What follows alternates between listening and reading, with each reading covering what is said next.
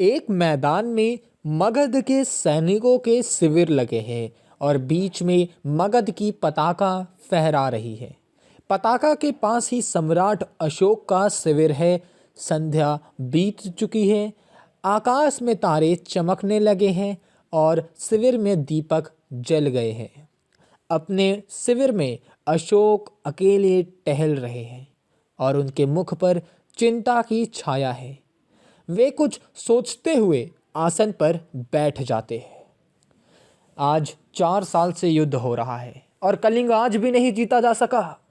दोनों ओर के लाखों आदमी मारे गए हैं, लाखों घायल है, पर हम आज भी असफल हैं।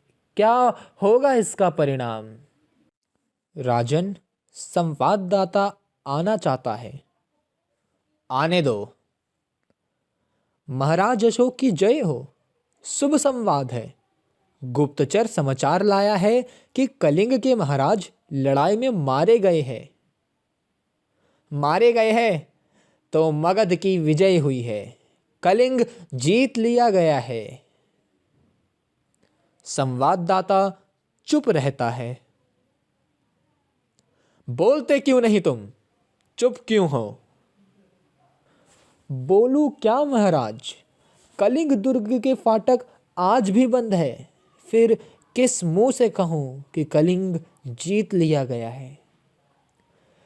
कलिंग के फाटक आज भी बंद है। हाँ महाराज, कलिंग के फाटक आज भी बंद है। बंद है तो खुल जाएंगे। जाओ, जाकर सेनापति से कह दो कि कल सेना का संचालन मैं स्वयं करूंगा। कल या तो कलिंग के दुर्ग के फाटक खुल जाएंगे या मगध की सेना वापस चले जाएगी। जाओ। दूसरे दिन प्रातःकाल शस्त्र सज्जित अशोक घोड़े पर बैठे हैं।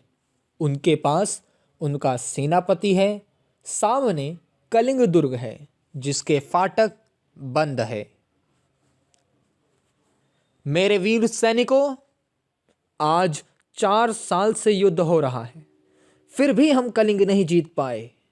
उसके किसी दुर्ग पर मगध की पताका नहीं फहरा रही है। कलिंग के महाराज मारे गए हैं। उनके सेनापति पहले ही कैद हो चुके हैं। फिर भी कलिंग आत्मसमर्पण नहीं कर रहा है। आओ, आज हम अपनी मातृभूमि की शपथ लेकर प्रण करें कि या तो हम कलिंग के दुर्ग पर अधिकार कर लेंगे या सदा के लिए मृत्यु की गोद में सो जाएंगे। मगध की जय हो। सम्राट अशोक की जय हो। सहसा दुर्ग का फाटक खुल जाता है। सब आश्चर्य से उधर देखने लगते हैं। उनकी तलवारें खिंची की खिंची रह जाती है। शस्त्र सज्जित स्त्रियों की विशाल सेना फाटक के बाहर निकलने लगती है। सेना के आगे पुरुष वेश में एक वीरांगना है जो सैनिक के वेश में साक्षात चंडी सी दिखाई देती है। यह कलिंग महाराज की लड़की पद्मा है। स्त्रियों की सेना अशोक की सेना से कुछ दूरी पर रुक जाती है। अशोक के सिपाही मंत्रमुग्ध से देखते रह जाते हैं। अशोक भी चकित रह जाते हैं। बहनों, तुम वीर कन्या, वीर भगिनी और वीर पत्नी हो। मुझे तुमसे कुछ नहीं कहना है। जिस सेना ने तुम्हारे पिता, भाई, पुत्र और पति की हत्या की है वह तुम्हारे सामने खड़ी है। आज उसी से तुम्हें लोहा लेना है। तुम प्रण करो कि जननी जन्मभूमि को पराधीन होते देखने के पहले तुम सदा के लिए अपनी आंखें बंद कर लोगी। यह कौन है? क्या साक्षात दुर्गा कलिंग की रक्षा के लिए युद्ध भूमि में उतर आई है? शेष सैनिक भी सभी स्त्रियां हैं। क्या स्त्रियों से युद्ध करना होगा? क्या अशोक को स्त्रियों का भी वध करना होगा? ना ना, मैं स्त्री वध नहीं करूंगा। मुझे विजय नहीं चाहिए। मैं यह पाप नहीं करूंगा। मैं शस्त्र नहीं चलाऊंगा। सैनिकों, स्त्रियों पर हाथ ना उठाना। कौन हो तुम देवी? मैं कलिंग महाराज की कन्या हूँ। मैं हत्यारे अशोक की सेना से लड़ने आई हूँ। जब तक मैं हूँ, मेरी ये वीरांगनाएं हैं। कलिंग के भीतर कोई पैर नहीं रख सकता। कहाँ है अशोक? कहाँ है मेरे पिता का हत्यारा? मैं उससे द्वंद्व युद्ध करना चाहती हूँ। अशोक तो मैं ही हूँ राजकुमारी, दोषी मैं ही हूँ। परंतु तुम स्त्री हो, तुम्हारी सेना भी स्त्रियों की है। मैं स्त्रियों पर शस्त्र नहीं चलाऊंगा। क्यों महाराज? शास्त्र की आज्ञा है राजकुमारी। और शास्त्र की आज्ञा है कि तुम निरपराधियों की हत्या करो।